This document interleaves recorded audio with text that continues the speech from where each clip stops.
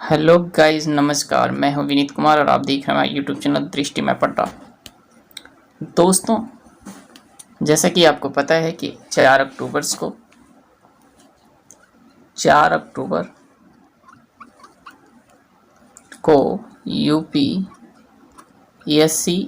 का प्री होने वाला है, डेट निर्धारित की गई है। तो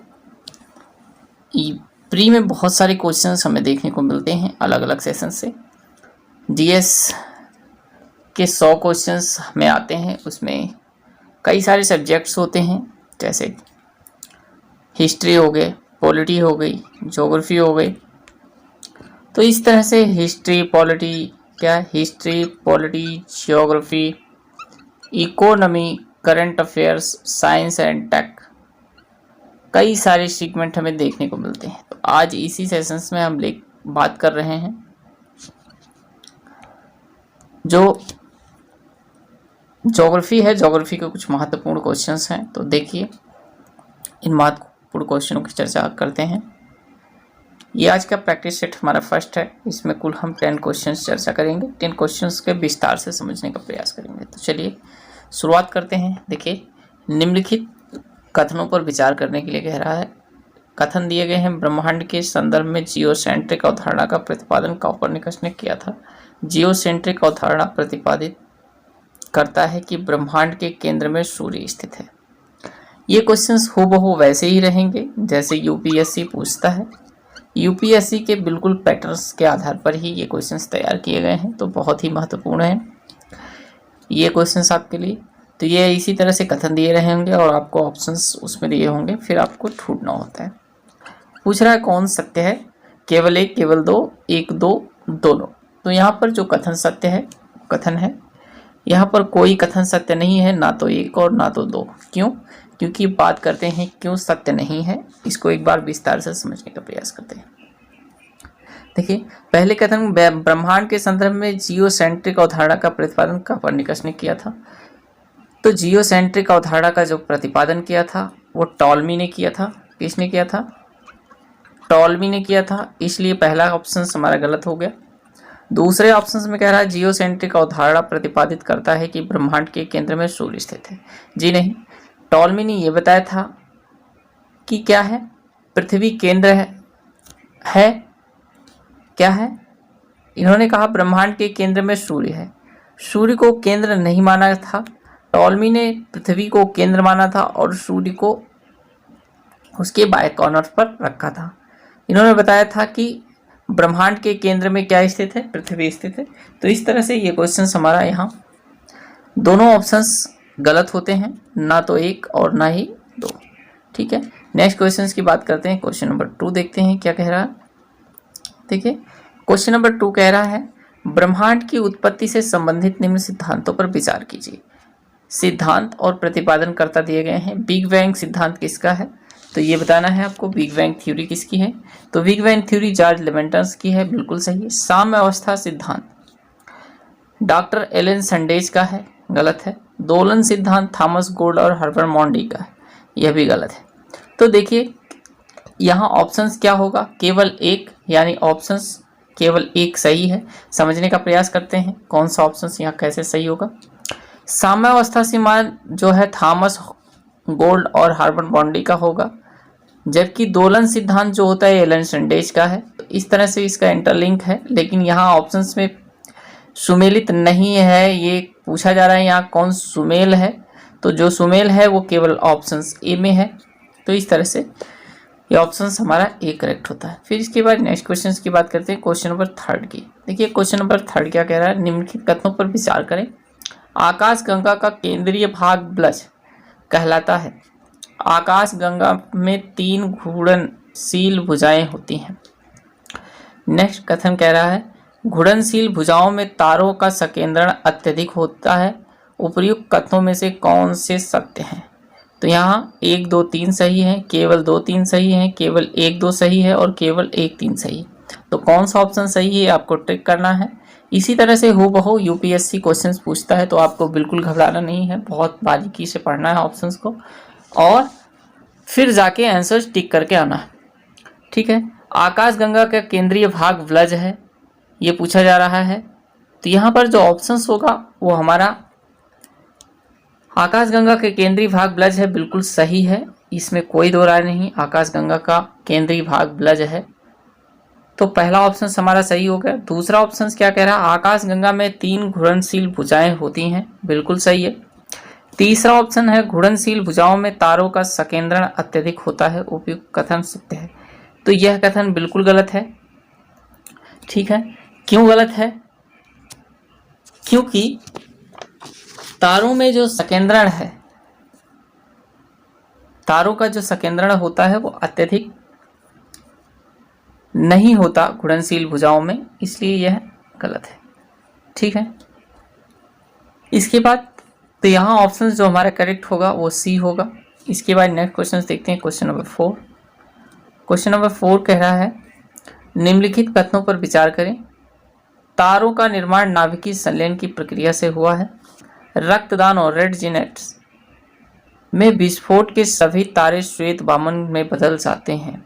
तो उपयुक्त कथनों में से कौन सा कथन सत्य है, यह पूछा जा रहा है। देखिए, तारों का निर्माण नाभिकीय संलयन प्रक्रिया से हुआ है, यह ऑप्शंस बिल्कुल सही है। इसके बाद रक्तदानों में विस्फोट के सभी तारे, विस्फोट से सभी तारे क्या होते हैं, श्वेत वामन में बदल जाते हैं। तो ऐसा बिल्कुल नहीं होता, इसलिए ये ऑप्शंस गलत है। तो केवल एक ऑप्शन हमारा सही है। इसकी व्याख्या थोड़ी सी एक बार समझने का प्रयास करते हैं कि कैसे होते हैं। देखिए, जो भी हम जानते हैं कि घूर्णनशील आकाशगंगा ब्रह्मांड में बहुत सारी गैसों से जो होती है ना, ये प्रभावित होती है, और इसमें ही हमारे पास नाभिकीय संलयन होता है। नाभिकीय संलयन क्या है? देखिए, जो सूर्य में ताप दिखता है वो हमें, चूँकि सूरज में 2 तरह की गैसेज हैं, वो गैसें क्या हैं, एक हाइड्रोजन है और एक हीलियम है। तो हाइड्रोजन और हीलियम 2 चीज़ें हैं, ये दोनों प्रक्रियाएं क्या होती हैं, संलयन होता रहता है। हाइड्रोजन हमेशा हीलियम में कन्वर्ट होता रहता है। ठीक है, तो इससे नाभिकीय संलयन प्रक्रिया कहते हैं। ठीक है, इसी को हाइड्रोजन हीलियम में जो बदलने की प्रक्रिया होती है, इसी को हम नाभिकीय संलयन प्रक्रिया कहते हैं। तो इसलिए ये ऑप्शंस बिल्कुल करेक्ट था। ठीक, जबकि आपको बता दें, रक्तदानों जो है, रेड जिनेट्स जो है, ये विस्फोट से सभी तारे श्वेत वामन में बदलते हैं, ऐसा बिल्कुल नहीं है। तो चलिए, यहाँ पर ऑप्शंस केवल हमारा एक सही है। इसके बाद नेक्स्ट क्वेश्चंस की बात करते हैं, क्वेश्चन नंबर 5। क्वेश्चन नंबर 5 कह रहा है निम्नलिखित कथनों पर विचार कीजिए। 1.44 ms को चंद्रशेखर सीमा कहा जाता है। सूर्य के द्रव्यमान से 1.44 गुना कम द्रव्यमान वाले तारे को ब्लैक होल कहते हैं। तो कौन सा कथन सत्य है, यह पूछा जा रहा है। तो प्रयुक्त में से केवल एक कथन सत्य है, ऑप्शन ए करेक्ट हमारा। क्यों सत्य है? क्योंकि 1.44 ms को चंद्रशेखर सीमा कहते हैं। ठीक है,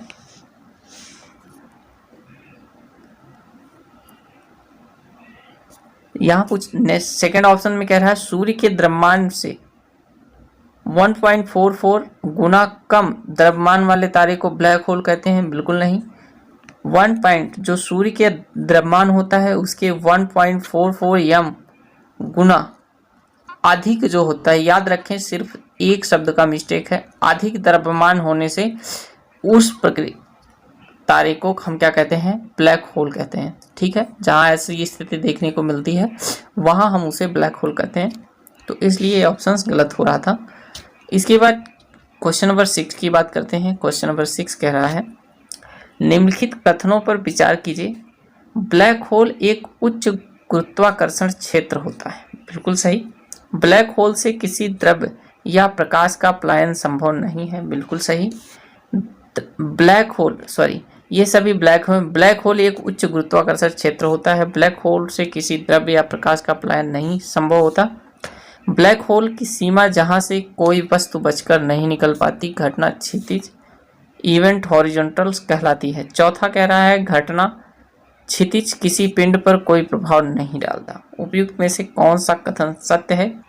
तो यहाँ जो कथन सत्य है वो हमारा सी है। घटना क्षैतिज पिंड पर कोई प्रभाव नहीं डालता, बिल्कुल प्रभाव डालता है। क्यों? प्रभाव डालता है, इसलिए ये ऑप्शंस गलत है, बाकी सभी सही है। इसके बाद नेक्स्ट क्वेश्चन की बात करते हैं, क्वेश्चन नंबर 7 की। क्वेश्चन नंबर 7 कह रहा है निम्नलिखित कथनों पर विचार कीजिए। सूर्य की ऊर्जा का स्रोत नाभिकीय विखंडन की प्रक्रिया है, बिल्कुल गलत है। नाभिकीय, अभी हमने बताया कि सूर्य की मुख्य क्या है, जो सूर्य का मुख्य ऊर्जा का स्रोत है वो नाभिकीय संलयन है। याद रखें क्या है, नाभिकीय संलयन है। ठीक है, नाभिकीय संलयन है। सूर्य का बाह्यतम भाग कोरोना कहलाता है। सूर्य का बाह्यतम भाग कोरोना कहलाता है, यह पूछा जा रहा है। तो जी हाँ, सूर्य का जो बाह्यतम भाग है, देखिए क्या है, जब सूर्य ग्रहण लगता है तो सूर्य ग्रहण कब लगता है, सूर्य ग्रहण दिन में लगता है।